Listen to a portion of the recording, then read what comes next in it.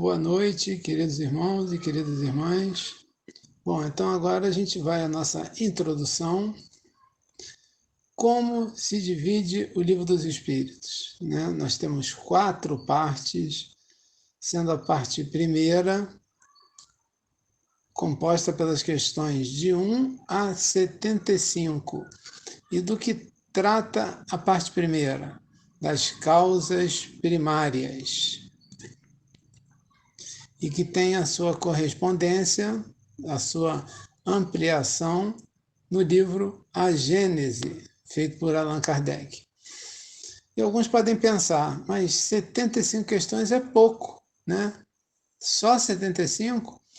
Mas são questões extremamente densas, filosóficas, de ordem científica, questões em que muitas vezes nós ficamos 2 encontros para tratar de alguma delas. A parte segunda é a parte mais interessante, pelo menos em termos de novidade, né?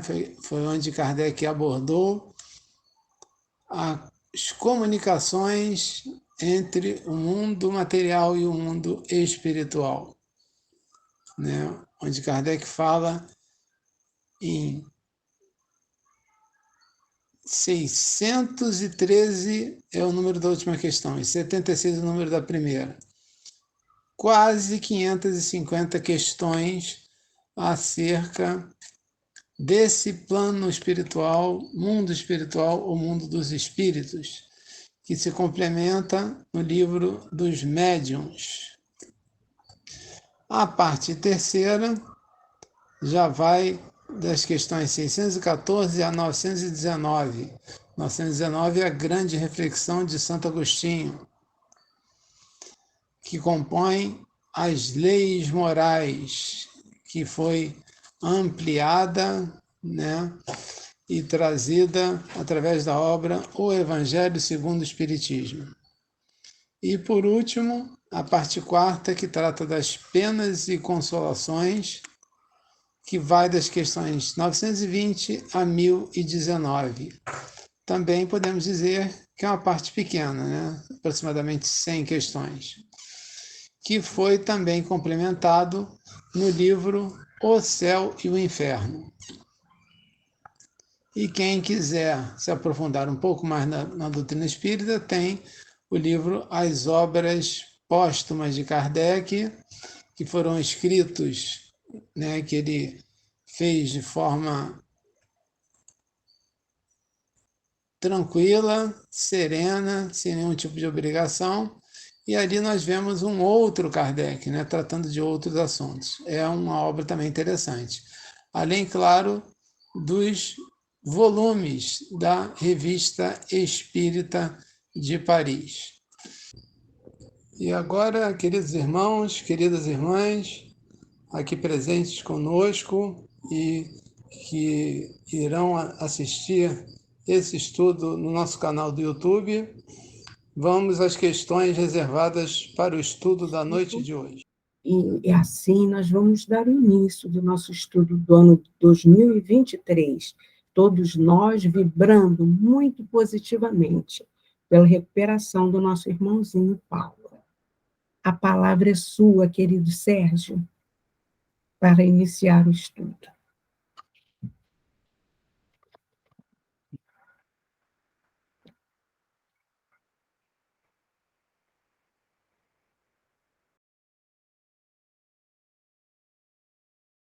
Obrigado. Bom, eu queria dizer para vocês da minha enorme satisfação de estar retornando ao grupo. Estive ausentado durante bastante tempo, uma série de problemas de ordem pessoal, que, infelizmente, culminaram com a partida de uma irmã mais nova minha, depois de ter cumprido a sua missão aqui neste planeta. E também estive ausente deste grupo durante um certo período, estou voltando a ele, porque o meu objetivo sempre foi exatamente aquele do Paulo, que é o de agregar, né? E, às vezes, a gente fica preocupado em não estar fazendo isso. Então, é um momento de reflexão, e nós agora estamos aqui de volta, e, se Deus quiser, o Paulo, muito brevemente, também estará, e eu não poderia deixar de retornar aqui a esse trabalho que ele tem tanto amor.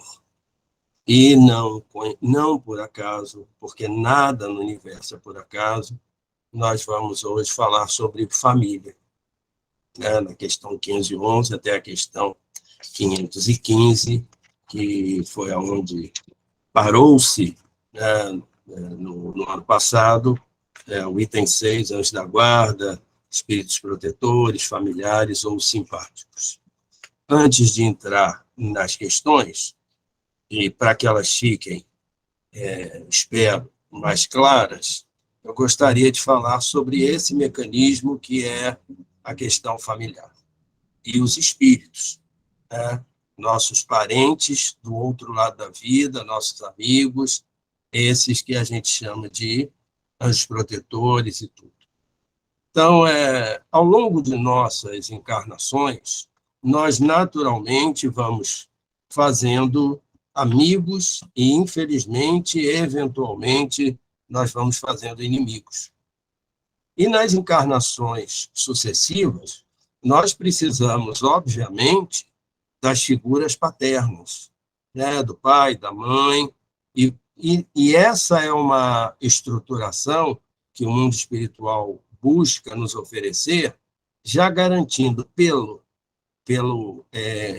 entendimento, pelo instinto que movimenta até os animais irracionais, essa posição materna e paterna em relação aos filhotes e, no caso nosso, em relação aos filhos.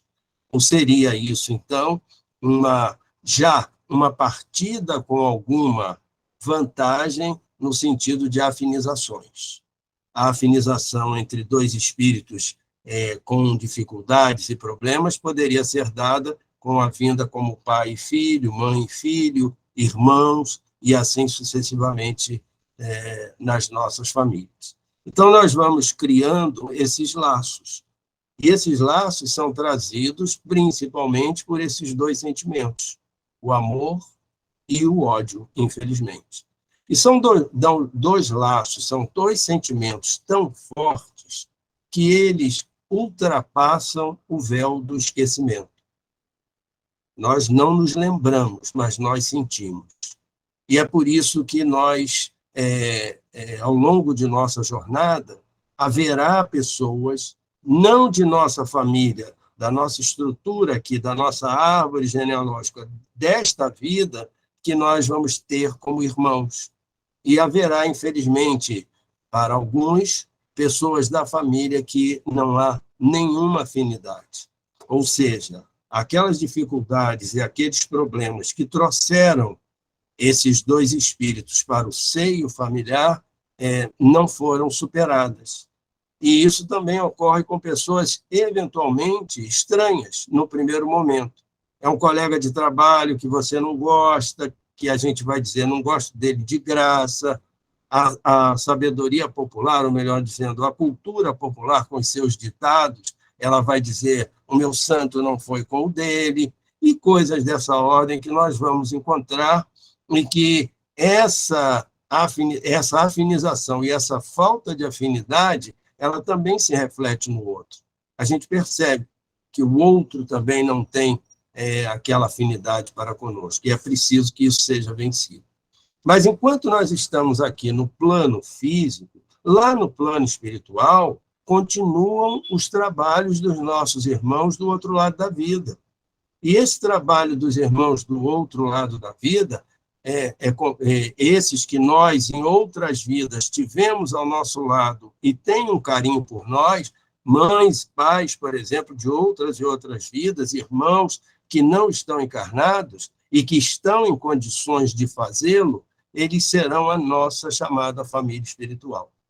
Via de regra, essa família espiritual, membros dela, é que no Evangelho no Lar, por exemplo, cerca de meia hora antes, vêm e limpam aquele ambiente para que nós possamos fazer, ficam em oração para que nós não esqueçamos do Evangelho, que não haja nenhuma dificuldade, nenhuma desavença dentro de casa para que o Evangelho possa seguir normalmente. E eles fazem essa limpeza e estão ali junto a nós para nos ajudar. São eles, nas suas orações, nos seus pedidos, que lançam energias para que nós, com o nosso livre-arbítrio, possamos fazer as melhores escolhas e que nós possamos superar as nossas dificuldades, possamos carregar a nossa cruz de maneira tal a que seja um processo evolutivo. Nós temos, então, também, pelo outro lado, os irmãos que têm uma raiva, uma mágoa para conosco, e esses dois sentimentos são sentimentos que atrapalham a evolução deles e poderão atrapalhar a nossa também. São esses irmãos que, em algum momento da vida, poderão ser chamados de obsessores.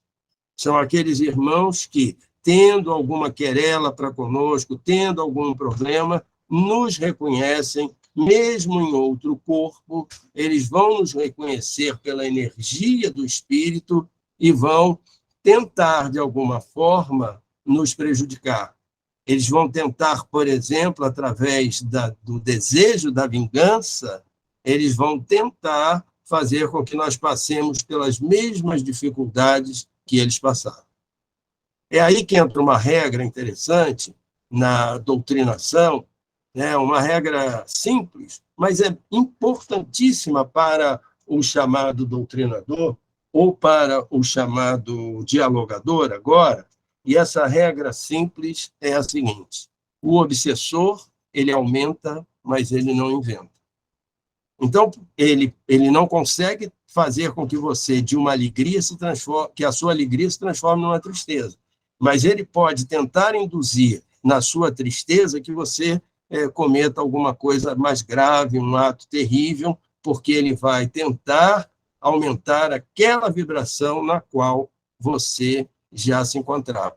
É por isso que nos trabalhos de doutrinação, nas desobsessões, muitas vezes, antes da chegada de um mago, você encontra um assessor dele que estava ali para fazer anotações. As anotações que ele faz é buscando encontrar os seus pontos frágeis, para que ali é que seja a brecha inicial necessária para que o trabalho seja feito de minar aquele sujeito. E nós, se todos nós somos médiuns, alguns com uma mediunidade ostensiva e outros com uma mediunidade não ostensiva, todos nós somos médiuns, porque se não fôssemos, nós não teríamos a influência tanto dos amigos espirituais como dos obsessores. E aí, nesse momento, entra o amigo espiritual. Se há o obsessor, há o amigo espiritual. Isso em todas as religiosidades, isso vai aparecer. É o guardião, é o companheiro, é o anjo da guarda, é o amigo espiritual. Sócrates chamava de daimon, e ele tinha uma relação muito grande com o seu mentor espiritual, com o seu amigo espiritual, que ele chamava de daimon. Isso está relatado por Platão. Então, em todas as religiosidades, essa figura ela existe.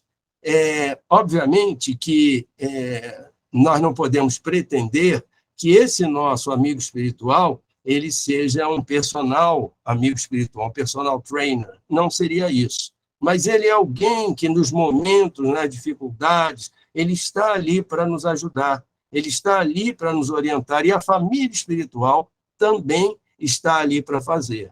E eu poderia dizer que nós temos amigos espirituais, porque há missões que o mundo espiritual pode pedir, né, nas colônias, aonde estiverem, para aquele irmão, e ele estar mais preparado para isso, e certamente, e aí vai uma axiologia da minha parte, certamente ele vai dizer, não posso não, porque eu vou tomar conta do céu. Não seria isso. Ele vai fazer o trabalho e um outro irmão vai estar atento, tentando ajudar, não nos esquecendo, então, do nosso arbítrio sempre sendo a última palavra. Então, dito isso, eu acho que fica mais fácil porque as questões vão mais rapidamente. Então, inicie com a questão 511. Além do espírito protetor, o mau espírito é ligado a cada indivíduo ao fim de impulsioná-lo ao mal e de lhe propiciar uma ocasião de lutar entre o bem e o mal? A resposta é: ligado não é bem o termo. É bem verdade que os maus espíritos procuram desviar o homem do bom caminho, quando encontram a ocasião. Mas quando um deles se liga ao indivíduo, faz por si mesmo, porque espera ser escutado. Então haverá luta entre o bom e o mal, e vencerá aquele cujo domínio o homem se entregar. Então, simplificando a resposta, seria o seguinte: é também do arbítrio do espírito, porque a vida ela continua. E a nosso karma, usando a expressão popular da indiana, né, o nosso karma ele vai sendo, o karma positivo e negativo vai sendo feito ao longo de uma linha de vida eterna, só que num plano mais sutil e num plano mais denso, mas ela continua. Então, esse espírito vai se ligar ao outro de que maneira? Pela vibração. Ele pode tentar, porque se um espírito que queira nos fazer mal pudesse ligar-se a nós de qualquer maneira, nós estamos perdidos. Então, hoje mesmo, enquanto nós estamos fazendo esse trabalho, nós estamos numa vibração mais elevada que os irmãos que queiram nos fazer e nos prejudicar não vão conseguir. Nós é que vamos ajudá-los, porque eles estão aqui querendo olhar para ter certeza que nós queremos melhorar e estão ouvindo aquilo que nós estamos lendo. E é o que acontece numa doutrinação, por exemplo, né? Ou então, num irmão que chega na casa de caridade, na Ramatiz. Às vezes o sujeito chega na Ramatiz, tem um obsessor, o sujeito desiste do tratamento e o obsessor fica lá e deixa ele embora porque já não tem mais sentido, ele quer aprender, ele não volta com o outro. Quem desiste é o encarnado. O espírito fica lá e continua assistindo às palestras e participando e ouvindo, porque ele descobriu que não tem o menor sentido. Então, o que está aqui? É ligado, não é o termo. Tem que ter um impulso. Qual é o impulso? Vamos citar dois dos mais importantes. O primeiro é pelo vício, não o primeiro. Não tem ordem. O primeiro realmente é pelo sentimento do amor ou do ódio. Mas o vício, por exemplo, eu vou me atrelar a um viciado. Eu vou atrelar-me a alguém que me propicia aquilo. Eu não vou me preocupar se eu estou sugando ou se não estou sugando. Né? Então, esse, por exemplo, é uma maneira de estar. O bem e o mal é relatividade. É eu ouvir aquela voz que quer me levar para um caminho, ou eu ouvir as preces, as orações, a lógica, o bom senso, aquilo que a intuição me traz, de onde? Da família espiritual, daqueles que estão orando e pedindo para que aquelas boas energias cheguem até mim, e eu, então, possa tomar uma decisão adequada. Tudo bem? 512. Podemos ter espíritos protetores. Cada homem tem sempre espíritos simpáticos, mais ou menos elevados, que lhe dedicam afeição e se interessam por ele, como há também os que o assistem no mal. Eu acho que nós já abordamos isso. Só quero chamar a atenção do seguinte: espíritos simpáticos, mais ou menos elevados. Vou dar um exemplo de um espírito simpático menos elevado. Eu fico na dúvida se vai acontecer isso comigo. Você desencarna, mas você está preocupado com seus filhos e volta, fica por ali, quer saber se acharam onde está o seguro, se viram se está tudo direitinho, se aconteceu não sei o quê, se fez isso ou fez aquilo. Por mais conhecimento que nós venhamos a abarcar, nós temos um amor dentro de nós. Eu já estou, amigos espirituais, já não estou justificando que eu ainda vou ficar um pouquinho, não. Eu só estou dizendo que a gente, às vezes, faz isso. E aí não é um processo de elevação. Eu acho muito difícil, particularmente, um sujeito desencarna, ele tem a família, filhos que ele amou profundamente, ama, aí chegou, olhou do outro lado da vida, e é isso mesmo, sai daquela tribulação, e diz, então vou embora, está tudo certo, vou deixar eles para lá. Não é essa. Né? André era doido para voltar. Né? André era doido para voltar, demorou 2 anos, depois de estar em nosso lar, voltou, ficou zangado, quase que volta para o umbral, né? Quando ele viu um outro sujeito na cama dele. Não tinha todos os retratos, ninguém estava chorando. Olha o ego como funciona. Aí ele ficou possesso. E aí ele vibrou, desceu a vibração. Questão 513. Agem os espíritos simpáticos em virtude de uma missão? Às vezes podem ter uma missão temporária, mas em geral são apenas solicitados pela similitude de pensamento e de sentimentos no bem como no mal. Então, olha só, espíritos simpáticos que podem estar em sentimentos como no bem ou no mal. Dê exemplo de um espírito simpático no mal? Sim, nós convergimos e congregamos no mesmo vício. Então, você me é muito simpático. Entendeu? Então, as palavras não estão equivocadas. Você me é muito simpático, você gosta de beber, você gosta de cheirar cocaína e tudo mais, era tudo que eu gostava, você é uma ótima pessoa. E acontece aqui no plano físico, não é? Um sujeito, um é viciado e o outro também, nenhum dos dois faz força ou diz qualquer coisa para que a pessoa saia daquele vício. Mas eles se gostam, são pessoas que estão ali no seu desequilíbrio, numa relação harmônica entre eles. Ficou claro isso? Está tudo certinho? 513A. Parece resultar daí que os espíritos simpáticos podem ser bons ou maus. Sim, o homem encontra sempre espíritos que simpatizam com ele, qualquer que seja o seu caráter. Né? Os iguais se cheiram, né? Se conhecem. Esse se cheiro a gente pode, sofisticando, né? Pode dizer, as vibrações são similares, se percebem. Há muitas gradações na proteção e na simpatia. Dai-lhes os nomes que quiserdes. O espírito familiar é, antes de tudo, o amigo da casa.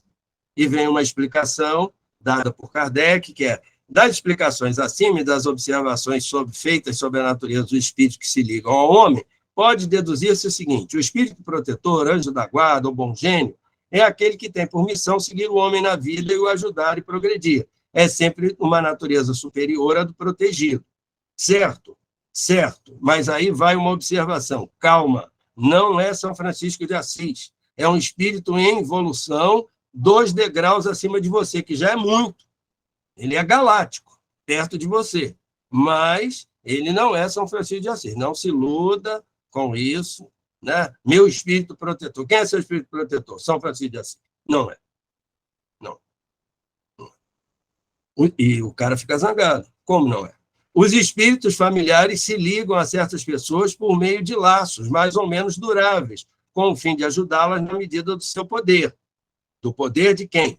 Do espírito, da sua força, da sua energia, da sua transmissão, da sua busca de querer ajudar. Frequentemente bastante limitada. Limitada, inclusive, por ele e pela própria carne, pelo arbítrio e tudo mais. São bons, mas, às vezes, pouco adiantados e mesmo levianos. Ocupam-se voluntariamente de pormenores da vida íntima e só agem por ordem ou com permissão dos espíritos protetores. Os espíritos simpáticos são os que atraímos a nós por afeições particulares, a uma certa semelhança de gostos e sentimentos. Dize-me o que pensas, dize-me o que fazes, eu dir-te-ei quem caminha com você. Né? Tanto no bem como no mal. Tanto no bem como no mal. A duração de suas relações é quase sempre subordinada às circunstâncias. O mau gênio é um espírito imperfeito ou perverso que se liga ao homem com o fim de o desviar do bem, mas age pelo seu próprio impulso e não em virtude de uma missão.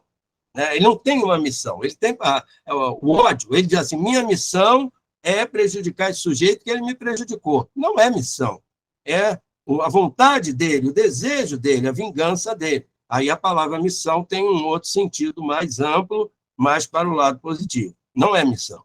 Sua tenacidade está na razão do acesso mais fácil ou mais difícil que encontra. Como é mais fácil ou mais difícil? Pela minha vibração.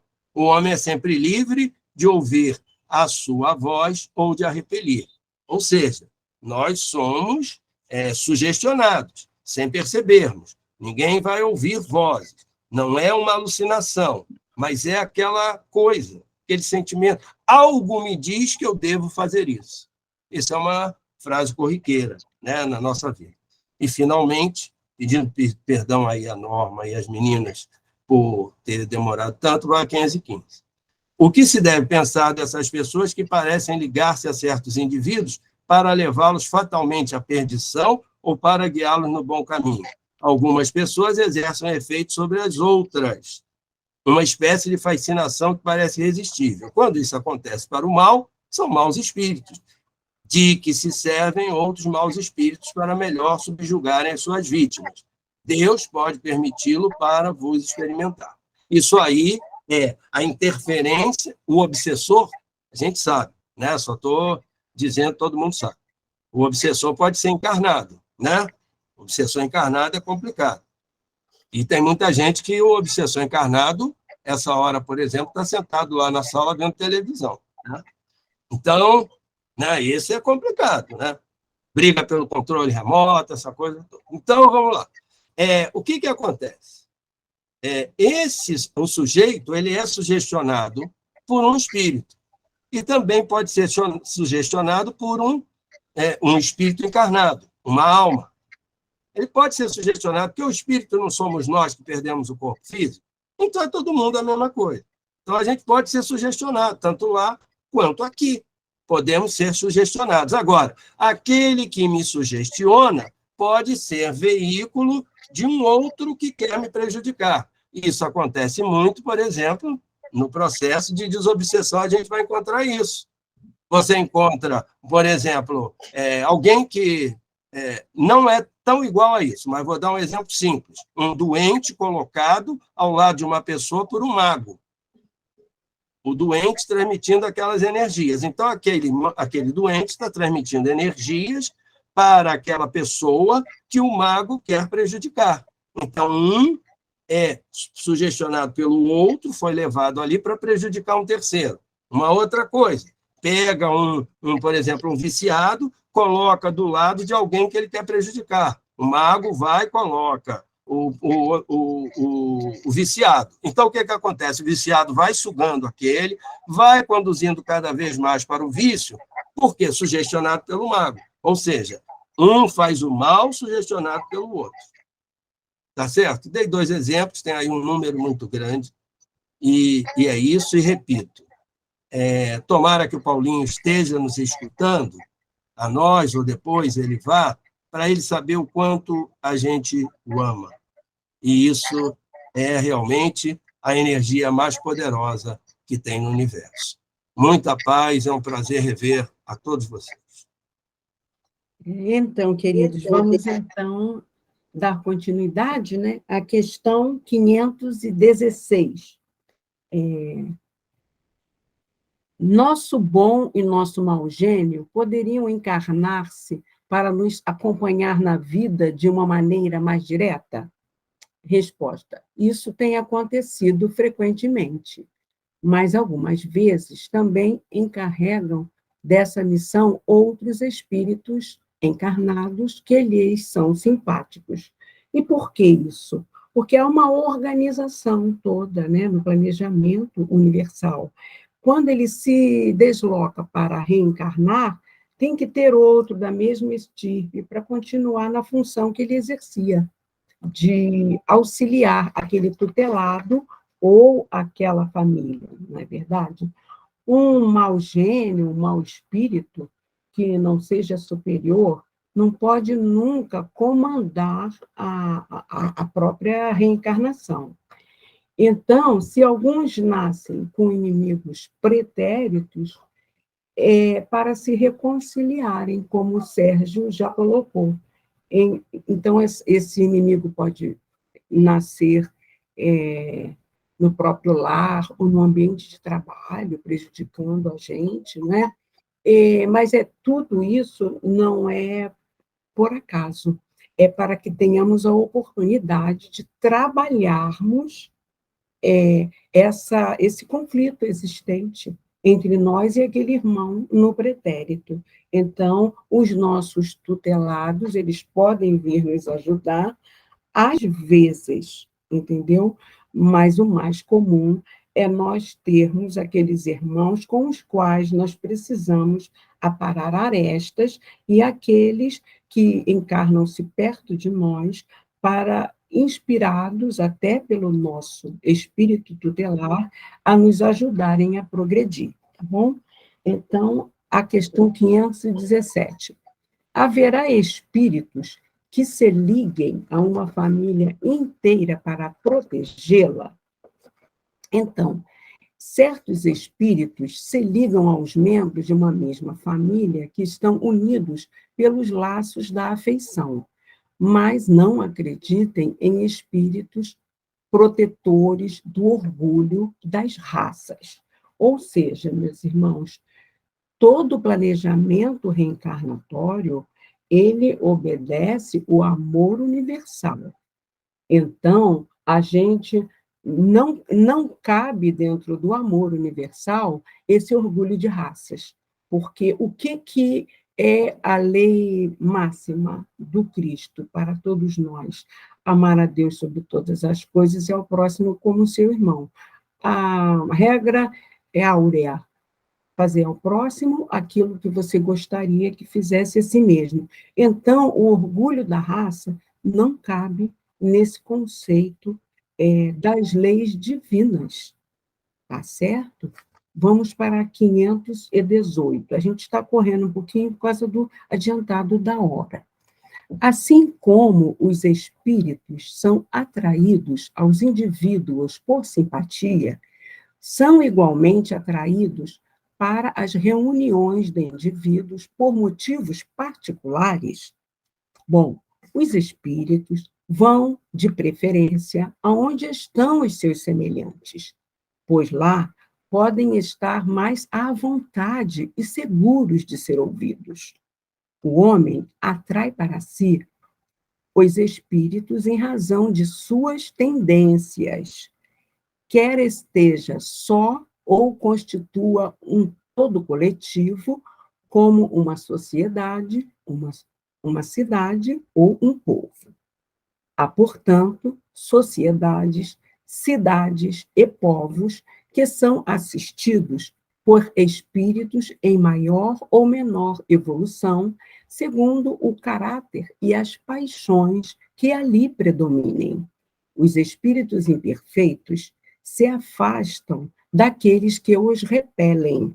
Desta forma, o aperfeiçoamento moral de um todo coletivo, como o dos indivíduos, tende a afastar os maus espíritos e a atrair os bons, que incitam e mantêm o sentimento do bem nas massas, da mesma forma que outros podem insuflar-lhes as mais paixões. Então, a atração do espírito se dá pela simpatia, não é, meus irmãos? Tanto em família como em pequenas sociedades.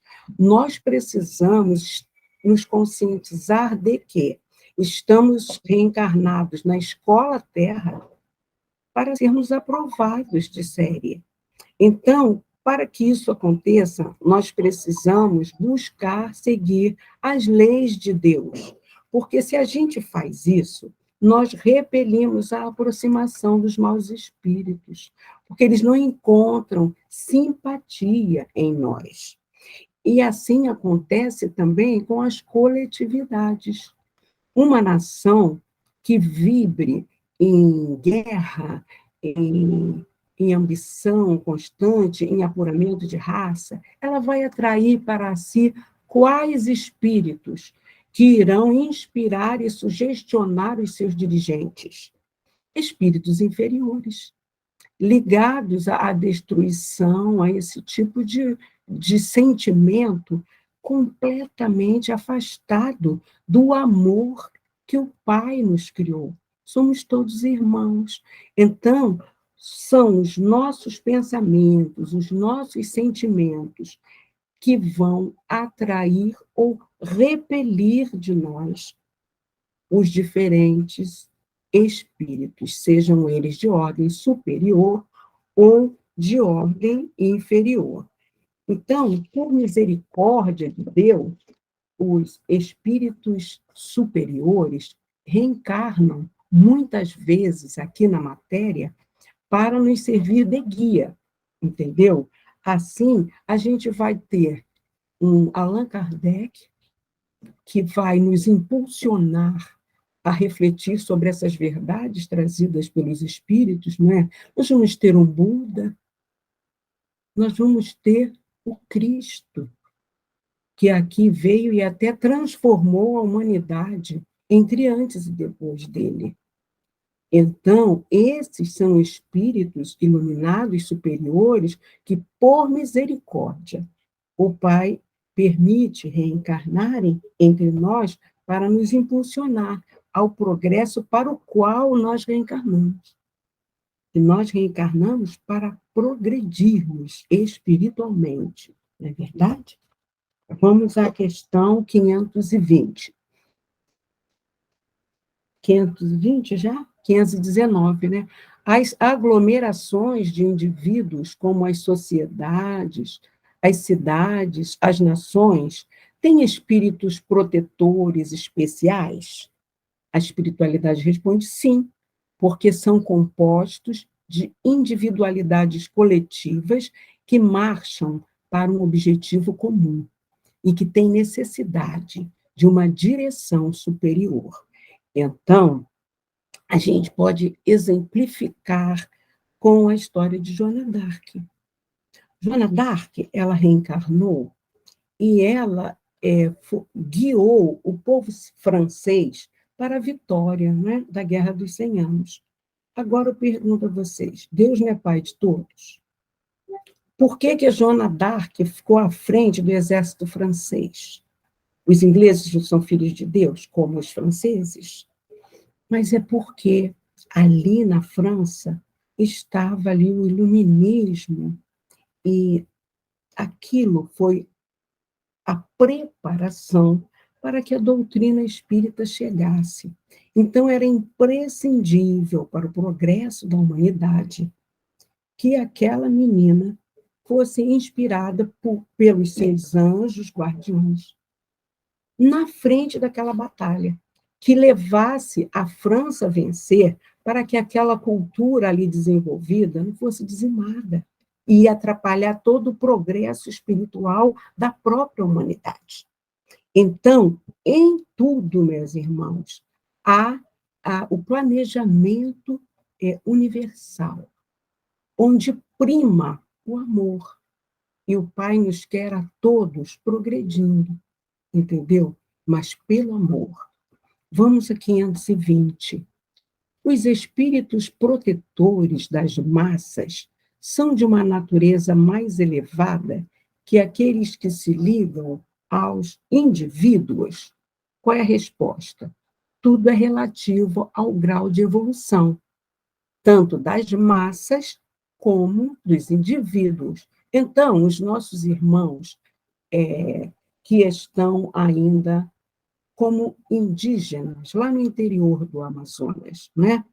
Lá vão encarnar espíritos que vão guiá-los um pouco mais elevados que eles, porque tudo obedece a uma escala de necessidades, para que a gente não vai exigir que uma professora que dê aula para o prezinho tenha doutorado, mas ela tem o conhecimento aprimorado para iniciar as crianças nas primeiras letras. Então, tudo é dentro de uma escala, e o nosso Pai Maior comanda isso tudo, né? E a 521, certos espíritos podem ajudar no progresso das artes ao proteger os que delas se ocupam? E a resposta: há espíritos protetores especiais que assistem aqueles que os invocam quando dignos dessa assistência. Mas o que querem que façam com aqueles que acreditam ser o que não são? Eles não podem fazer os cegos enxergarem, nem os surdos ouvirem. Os antigos haviam feito desses espíritos divindades especiais. As musas seriam a personificação alegórica dos espíritos protetores das ciências e das artes, bem como lares e... O que é que está escrito? Eu não estou lendo. Epenates, os espíritos protetores da família. Na era moderna, as artes, as diferentes indústrias, as cidades, os países, têm também seus patronos protetores, que são os espíritos superiores, mas sob outros nomes. Tendo cada homem o seu rol de espíritos simpáticos, disso resulta que, nas coletividades, a generalidade dos espíritos simpáticos está em relação com a generalidade dos indivíduos, que os espíritos estranhos são atraídos pela identidade de gostos e de pensamentos. Em uma palavra, esses agrupamentos, tanto quanto os indivíduos, são mais ou menos envolvidos, assistidos, influenciados, segundo a natureza dos pensamentos da multidão. Entre os povos, as causas de atração dos espíritos são os costumes, os hábitos, o caráter dominante, sobretudo as leis, pois o caráter de uma nação se reflete nas leis. Os homens que fazem reinar a justiça combatem a influência dos maus espíritos. Por toda parte, em que as leis consagram as coisas injustas, contrárias à humanidade, os bons espíritos estão em minoria. E a massa dos maus, que para lá fluem, entretém a nação em suas ideias e paralisa as boas influências parciais que acabam por ficar perdidas na multidão, como a espiga isolada no meio dos espinheiros. Então, meus irmãos, ao estudar os costumes dos povos ou de todo agrupamento, é fácil, portanto, fazer uma ideia da população oculta que se imiscui em seus pensamentos e em suas ações. Ou seja, cada vez mais nós estamos conscientizados que nós precisamos colocar em prática, não é? O que as leis divinas nos trazem.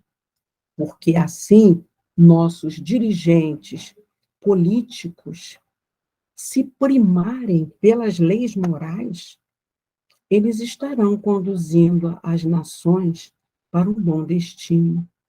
Mas se, ao invés disso, forem corruptos, não é? Forem bélicos, tiverem todos esses desvios comportamentais que nos afastam das leis de Deus, todos os que estão ali reencarnados, em grande maioria, vibram nessa posição de orgulho, de vaidade de raça, que corrobora a essa hipnose que fica, e as pessoas ficam sendo teleguiadas por essas opiniões. Então, é o vigiar e orar do Mestre sempre, né? Para que nós possamos estar bastante atentos, porque mesmo que nós formos poucos dentro de uma multidão de equivocados, que a nossa lucidez nos leve à utilização adequada do nosso livre-arbítrio. Lembremos do nosso mestre maior, em meio à crucificação, não é? Com o Império Romano executando aquilo que foi determinado pelos sacerdotes judeus, ele não deixou-se sucumbir por toda aquela energia negativa que estava crucificando um homem elevado, um anjo. E ele falou: Pai, perdoa, porque eles não sabem o que fazem. se a gente, apesar de todos os problemas que a gente vivencia no nosso dia a dia, se a gente fizer a seguinte pergunta: como Jesus reagiria se estivesse no meu lugar? A gente vai conseguir apacentar a nossa alma e encontrar forças para superar os obstáculos que vierem. Muita paz, meus irmãos. Agora vamos para a nossa prece final de encerramento. Meu querido Sérgio, você poderia fazer por nós? Sim, eu posso sim, querido. Graças a Deus, Jesus, querido e bom amigo, Nossa Senhora, Nossa Mãe Santíssima, São José Carpinteiro, Mestre Ramatiz, guias e amigos espirituais responsáveis por esse trabalho, nossa família espiritual, nossos mentores espirituais. Obrigado por terem nos ajudado, nos trazido até aqui, para que pudéssemos, nesse momento, aprendermos um pouco mais a respeito da nossa jornada e a respeito dos nossos objetivos aqui no planeta Terra, nas nossas missões aqui no planeta. Muito obrigado por tudo. Mas a nossa oração de hoje, nosso pedido aos amigos espirituais, que nós todos nos juntemos, nós e as nossas famílias espirituais, nós todos nos juntemos na emanação de muita energia para Paulo César Faria, nosso querido e amado irmão. Que hoje, neste momento, que seja neste momento, daqueles instantes em que as energias todas se unem e elas são lançadas. Energias extremamente positivas por conta do nosso amor por esse nosso querido irmão.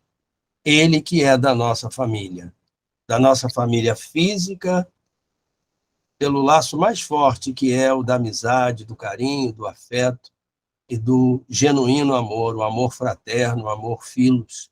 E ele que com certeza é da nossa família espiritual e tinha essa responsabilidade de nos reunir aqui nesse grupo. E ele reuniu a família e tem feito seu trabalho.